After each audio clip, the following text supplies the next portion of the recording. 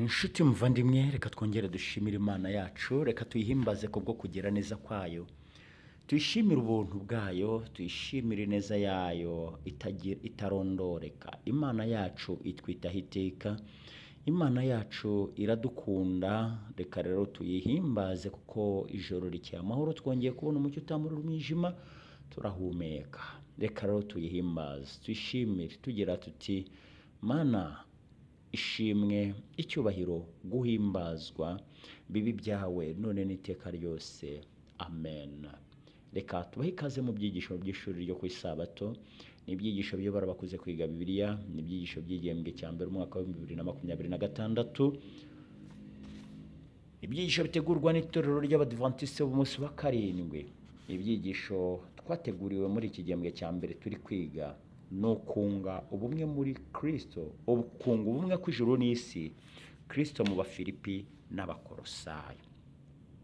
Icyigisho turi kwiga ni icyigisho cya 10 nicyo tugezemo, icyigisho kivuga ngo kuzurira muri Kristo, kuzurira muri Kristo. Icyo kwibukwa twakibonye mu Bakolosayi igice cya 2 umurongo wa 16 kugeza ku wa 12 n'uwa 17, ahatubwira ngo nuko rero ntihakagire uwo bacira urubanza kubw'ibyo murya, ibyo munywa, cyangwa se kubw'iminsi mikuru, cyangwa kubwo kuziririza imboneko z'ukwezi, cyangwa amasabato, kuko ibyo ari igicucu cy'ibizaba, naho umubiri wabyo ufitwe na Kristo. Naho umubiri wabyo ufitwe na Kristo.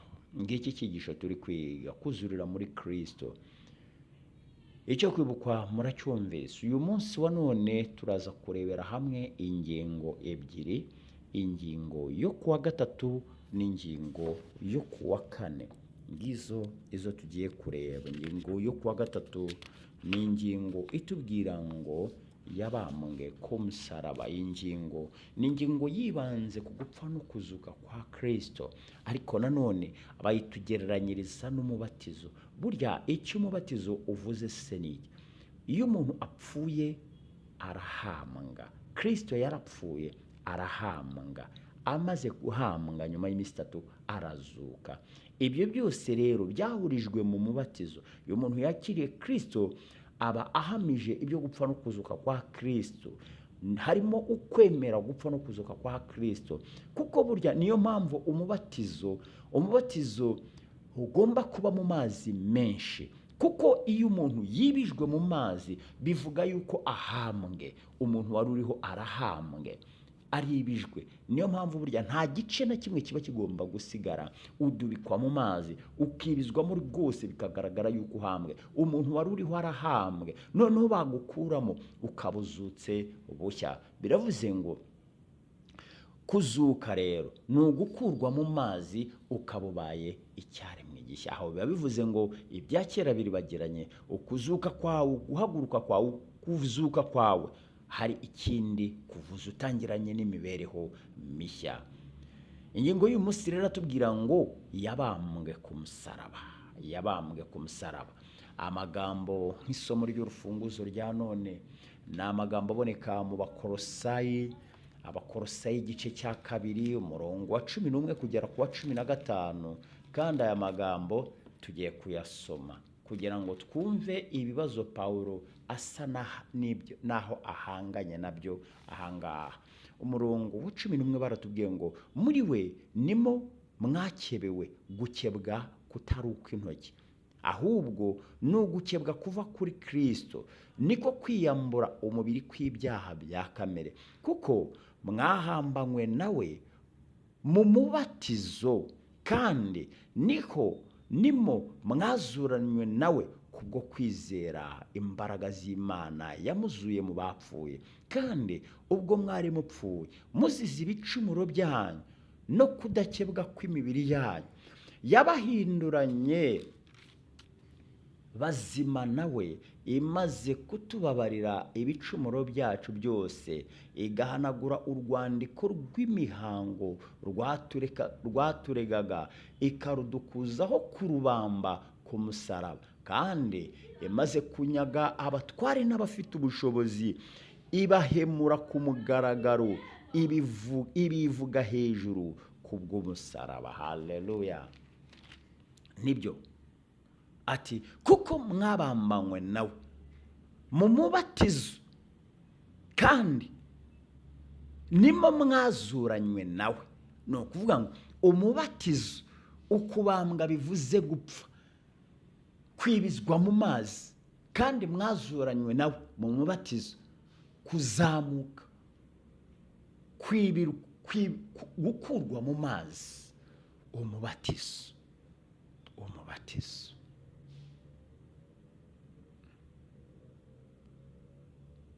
Pawulo yari ahanganye n'abantu baziririzaga ibyo gukebwa cyane. Ugukebwa kwari kwarabaye igikangisho. Niyo mpamvu uyu mutwe utubwira ngo imbuzi ku byerekeye inyigisho z'ibinyoma. Pawulo yarababwiye ngo mwirinde hatagira umuntu bakangisha ubwenge bw'abantu n'ibihendo by'ubusa bikurikiza imihango y'abantu iyo bahawe na ba sekuruzaho akarande. Bari bahanganye n'abantu bashyiraga imbere ibyo gukebwa k'umubiri. Ariko kandi Kristo yari yaraje, ariko abantu bibagirwa yuko igitambo kizima cyabonetse, kandi bibagirwa yuko gupfa no kuzuka kwa Kristo ku muntu ubyizeye, ibyo bimuhesha uburenganzira bwo kwitwa umwana w'Imana, ahubwo bagumya kwikoreza abantu umutwaro wo gukebwa. Mu rwego rwo gufasha abantu gusobanukirwa imirongo, ubusobanuro bubiri bw'ingenzi bwashyizweho n'Abadiventiste b'umunsi wa karindwi. Ubwo busobanuro n'ubuhe? Ubwa mbere, inyandiko yabambwe ku musaraba n'urutonde rw'ibirego turegwa bisa n'ibyo Pilato yashyize ku musaraba wa Yesu. Ubwa kabiri, amategeko y'imihango yanditswe na Mose, ayo nayo yabambwe ku musaraba. Ku musaraba hari ibyarangiriye. Ibirego twaregwaga byose bisa n'ibyo Pilato yashyize ku musaraba ngo biyita abana b'Imana. Ariko kandi niko biri. Ijambo ry'Imana riti, nimurebe urukundo ruhebuje yadukunze, urwo rwatumye twitwa abana b'Imana. Kristo akimara kudupfira ku musaraba, kubwo kwizera Kristo binyuze mu mubatizo, kwizera urupfu rwa Kristo no kuzuka kwe, tukabihamisha umubatizo, twitwa abana b'Imana. Kandi amategeko y'imihango ntacyo yari akimaze. Kugira ngo ube umuyuda mu bihe bya kera, wagombaga gukebwa k'umubiri kugaragara. Ariko Kristo amaze gupfa ku musaraba, ati birarangiye. Kubw'ibyo unyizera azabaho, azahabwa ubugingo buhoraho. Abantu rero ntibari bagikizwa bivuye mu mihango yo gukebwa. Oya. Nanone kandi Pawulo avuga ibyo gukebwa kutari ukw'intoki. Yavuze ibyo gukebwa kutari ukw'intoki, ariko kwa kundi twavuze, ni ukuvuga gukebwa ko mu mutima, kwakira Kristo nk'umwami n'umukiza mu buryo busa n'ubuhabanye no gukebwa k'umubiri. Kimwe mu bintu byari bikomeye kurusha ibindi mu mategeko y'imihango. Amategeko y'imihango yagaragazaga yuko kugira ngo umuntu abe umuyuda nyakuri agomba gukebwa k'umubiri. Ariko Kristo amaze gupfa ku musaraba, ntabwo ugukebwa k'umubiri kwari kugikenewe, ahubwo gukebwa nyako kwari uko mu mutima. Pawulo rero ahuza ukugushidikanya, ahuza ukuguhinduka kw'imbere mu mutima no kwiyambura umubiri w'ibyaha, kandi akabigereranya n'umubatizo wo kwibizwa mu mazi menshi. Muri uyu mubatizo twisanisha n'urupfu rwa Kristo ndetse no kuzuka kwe. Haleluya! Uku guhinduka guhuzwa no kuba wari warapfuye uzize ibicumuro, maze ugahindurwa muzima na Kristo watubabariye ibicumuro byacu. Ijambo amategeko rivuga amategeko teka yemewe, yaba ari amategeko ya leta cyangwa se amategeko y'idini. Iri jambo ry'ikigiriki kandi rigaragara mu nyandiko za Pawulo, kandi iri jambo rigaragaza amategeko y'imihango yari aremye urusika rwatandukanyaga abayuda n'abanyamahanga. Amategeko y'icyitwa imihango yagabanyaga byihabya abayuda n'abanyamahanga.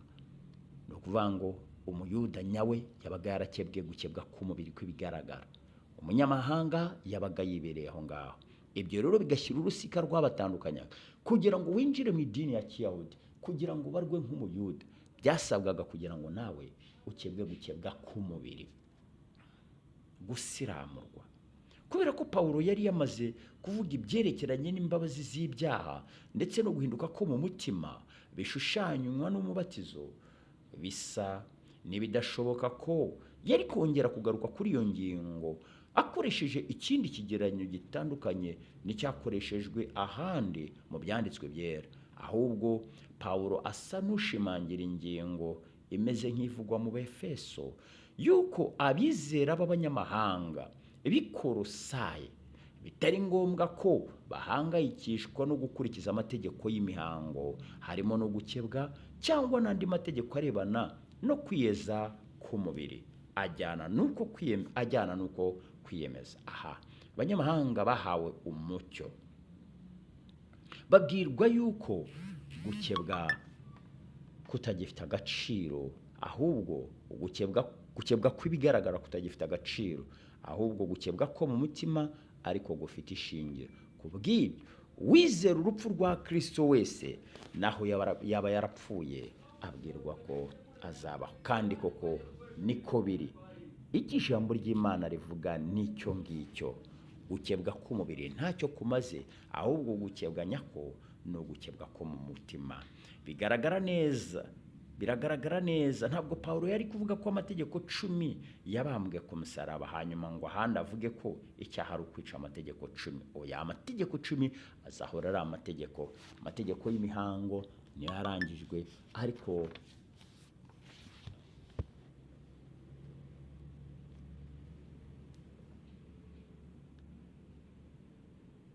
ingingo yo kuwa 4 yaratubwiraga ngo igicucu cyangwa icy'ukuri.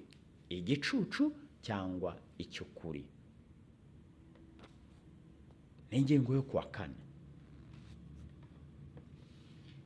muri cya gice cya 2 cy'Abakolosayi umurongo wa 16 kugeza ku wa 19 niho tugiye gusoma kugira ngo dukomereze muri iyi ngingo. 16 baratubwiye ngo nuko rero ntihakagire ubacira urubanza kubw'ibyo murya cyangwa ibyo munywa cyangwa kubw'iminsi mikuru cyangwa kubwo kuziririza imboneko z'ukwezi cyangwa amasabato, kuko ibyo ari igicucu kibizaba. Igicucu kibizaba. Ingingo yacu iratubwira ngo igicucu cyangwa ukuri. Ibyabaga, ibyo baziririzaga byari igicucu kibizaba, naho umubiri wo ufitwe na Kristo.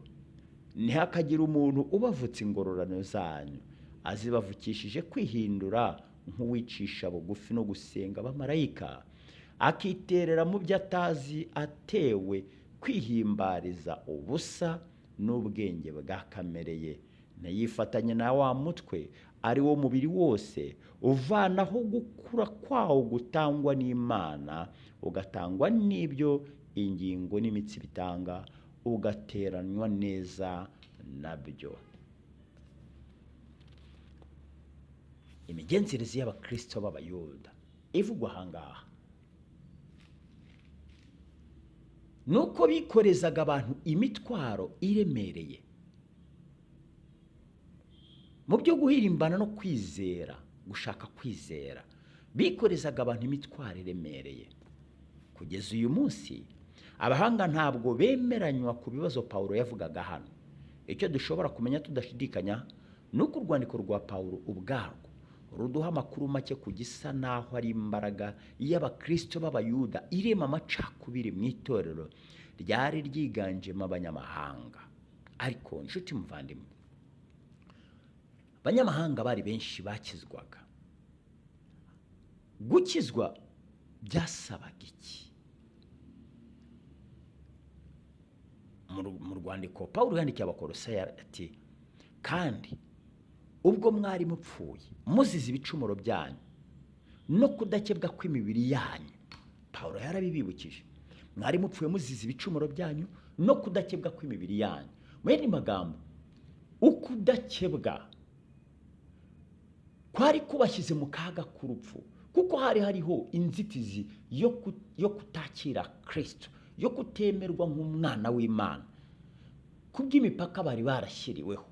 Pawulo rero ati mwari mupfuye muzize kudakebwa kw'imibiri yanyu. Abahumuriza ate rero? Ati none mwabaye bazima, mwabaye bazima nawe, yabahinduranye bazima nawe, imaze kutubabarira ibicumuro byose. Imana ubwayo imaze gutanga Kristo. Kristo araza ahindura abantu bose bazima mu nzira, binyuze mu nzira yo kwizera igitambo cya Kristo. Ni ukuvuga ko abizera b'Abayuda bahatiraga abizera bo muri iryo torero gukurikiza ibintu bitari ngombwa. Mu bigaragara mu Bakolosayi tumaze gusoma, herekana urutonde rw'imihango Abayuda bakomezaga gukora buri gihe, ndetse n'igihe babaga baramaze guhinduka Abakristo. Mu Bakolosayi 2:18 hagaragaza ibisa n'ibyo. Yesu yanenze ukwishushanya nk'abicishije bugufi kwagaragaraga mu bayobozi b'idini. Mu mizingo y'inyandiko zakuwe mu buvumo bw'ahitwa Qumran, tubonamo ko abamarayika bigaragazaga cyane mu myumvire y'ibijyanye no kuramya mu Bayuda, Abayuda bamwe na bamwe. Bityo rero ibibazo Pawulo yahuye nabyo i Kolosayi bijya gusa rwose n'ibyo yahuye nabyo ahandi, kubera ko Abakolosayi 2:16 hakunze kumvikana nabi. Ni ingenzi ko tuhasesengura bihagije, zirikana izi ngingo.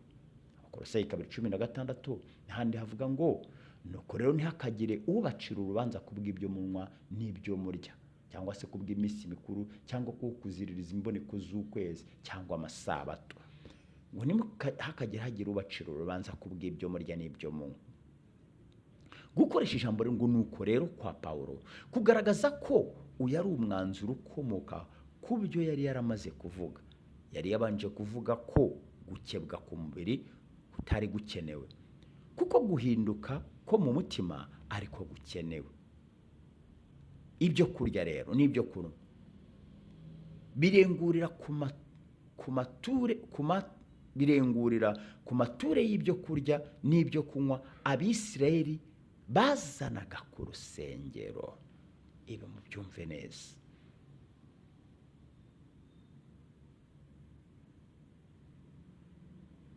Ibyo kunywa n'ibyo kurya, ibi byarenguriraga ku maturo y'ibyo kurya n'ibyo kunywa Abisirayeli bazanaga ku rusengero. Mbabarire, bazanaga ibyo kurya n'ibyo kunywa ku rusengero. Ibyo bazanaga ku rusengero nibyo Pawulo yavugaga. Ubusobanuro rero bw'iminsi mikuru cyangwa imboneko z'ukwezi cyangwa amasabato burengurira kuri Hosiya 7:11, aho urutonde nk'urwo rw'iminsi mikuru rwagaragajwe, hakubiyemo amasabato y'iminsi mikuru.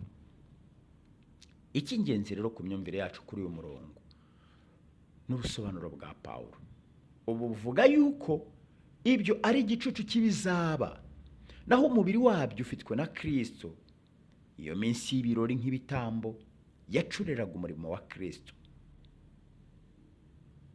Isabato y'umunsi wa 7 ihabanye n'ibyo, kuko yo yashyiriweho muri Edeni mbere y'uko icyaha kibaho, ndetse na mbere y'uko ibitambo byo mu buturo bwera bishyirwaho.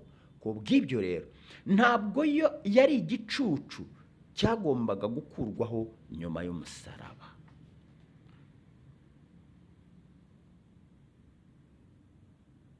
Nubwo isabato y'umunsi wa 7 atari cyo kibazo kiri kuvugwa hano, ni mu buhe buryo washyira mu bikorwa inama ya Pawulo yerekeranye no kudacira abandi urubanza?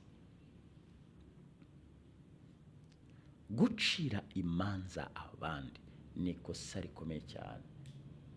Uyu mutego abayuda bawuguyemo, abayuda bawijanditsemo. Umunyamahanga wabaga atarakebwe ntiyemererwe kugera aho akandagira abayuda bateraniye, ntiyemererwe kugira ijambo keretse abanje gukebwa. Mu yandi magambo, hari urukuta rutandukanya abayuda n'abanyamahanga, ariko Kristo amaze gupfira ku musaraba, ukwizera igitambo cye gusa kwari guhagije. Urusika rwatandukanyaga abayuda n'abanyamahanga ruba rurasenywe. Umuntu yemererwa kwakira igitambo cya Kristo kubwo kwizera, kandi akabarwa mu bwoko bw'Imana.